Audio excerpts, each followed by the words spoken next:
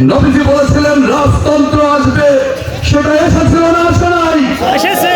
রাসূলুল্লাহ বলেছেন রাজতন্ত্র শেষ হয়ে যাওয়ার পরে জুলুমতন্ত্র আসবে, ফাঁসিবাদ আসবে। বাংলার জমিন থেকে সেই ফাঁসিবাদ দূর হয়তো না হয় নাই।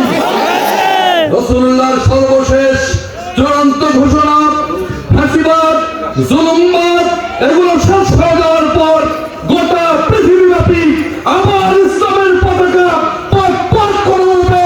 এটা আমার বক্তব্য নয়, বিশ্বনবীর রাসূলুল্লাহর বক্তব্য। সুতরাং আমরা মুসলমান হিসেবে আমাদের ইমানের দৃঢ়তা থেকে বলছি, ফাঁসিবাদ শেষ হয়েছে, জুলুমবাদ শেষ হয়েছে।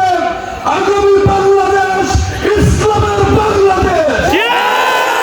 বাংলাদেশ গঠনের জন্য বাংলাদেশ জামাত ইসলামের আমির ডক্টর শফিকুর রহমান বাংলাদেশের প্রত্যন্ত অঞ্চল থেকে শুরু করে গোটা দুনিয়ায় কাজ করছে।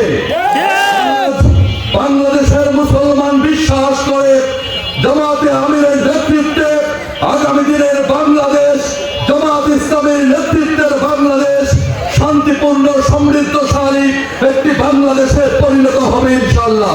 ইনশাআল্লাহ। এই ব্যাপারে আমরা সকলেই ঐক্যবদ্ধ ভূমিকা রেখে বাংলাদেশে ইসলাম প্রতিষ্ঠার চেষ্টায় সচেষ্ট আছে না নয়? আল্লাহ রাব্বুল আলামিন আপনাদের এই প্রচেষ্টা ওয়াদাকে কবুল করুন, আমিন। আসসালামু আলাইকুম ওয়া রাহমাতুল্লাহি ওয়া বারাকাতুহু। ধন্যবাদ। আল্লাহু আকবার। অনেক গুরুত্বপূর্ণ বক্তব্য। আল্লাহু আকবার। প্রিয় উপস্থিতি,